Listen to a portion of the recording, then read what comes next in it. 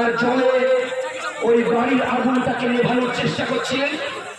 আর যখন নেভানোর চেষ্টা করছিলেন বালতিতে পুকুর থেকে জল তুলে কেউ কি ভাবছিলেন যে ওই বালতিটাই শহরের মাংস ছিল না গরুর মাংস ছিল?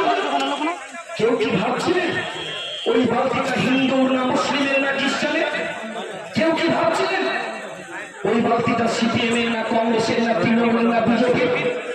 ভাবেননি, কারণ ওই গ্রামের মানুষের মন লক্ষ্য ছিল আগুনটাকে নেভাতে হবে। তাই গোটা পশ্চিম বাংলায় গোটা ভারতবর্ষের মাটিতে আজকে আগুন লেগেছে। এই আগুনকে নেভানোর জন্য কোনটা হাতে ঝান্ডা কোনটা কাছে ঝান্ডা দিয়ে দেওয়া হলো। একজনকে পার্লামেন্টে পাঠান আর একজনকে বিধানসভায় পাঠান মানুষের অধিকারকে ফিরিয়ে আনার জন্য। আজকে আমাদের যখন এমপি ছিল এই গরিব খেতে খাওয়া এমপি মানুষের জন্য ফ্ল্যাট সেন্টার তৈরি করেছিলাম। সেই ফ্ল্যাট সেন্টারে আজকে বিএসএফের ক্যাম্প নির্মলচরের সাধারণ মানুষের কাছে যখন যাচ্ছি বলছি বর্ষার সময় বাড়িতে এক বুক জল, চালের উপরে একটা টিনের উপরে বসে রান্না করছি আর টিনের উপর চালের উপর বসে খেতে হচ্ছে।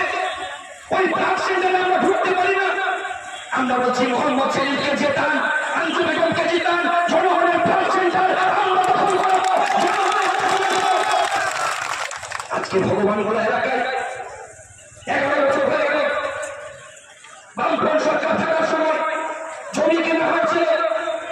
এই ভগবানগোলা এলাকায় আইটিআই কলেজ তৈরি করা, আইটিআই কলেজ হলো না, ডিগ্রি কোর্স কলেজ হলো না, কেন হলো না কনফার্ম দেবেন না।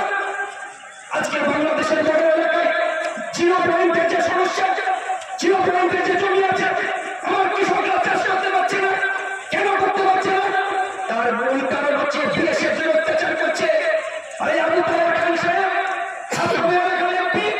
একদিন পার্লামেন্টে বক্তৃতা করতে গেলেন, গিয়ে আবার বিএসএফ এর পক্ষে কথা বললেন, জনগণের পক্ষে কথা বললেন না। আমরা বলছি মোহাম্মদ সেলিমকে জিতিয়ে বিএসএফ এর সমস্যা রক্ষা হবে। উপর বাংলার আমাদের যারা আত্মীয় আছে, আত্মীয় স্বজনদের সঙ্গে যোগাযোগ করতে পারি না, তাদের সঙ্গে মেলবন্ধন তৈরি হবে। মোহাম্মদ সেলিমকে জিতিয়ে পার্লামেন্টে পাঠান। এর জন্য সাধারণ মানুষের সামনে বলবো আরো ঐক্যবদ্ধ হতে হবে। সমস্ত খেটে খাওয়া মেহনতি মানুষকে আরো ঐক্যবদ্ধ করার নাও ভালো একটা বিরাট যুদ্ধ আমরা নেমেছি। এই যুদ্ধে যেন আমাদের এক পা পিছিয়ে না যায়, এটা আমাদের মাথায় রাখতে হবে।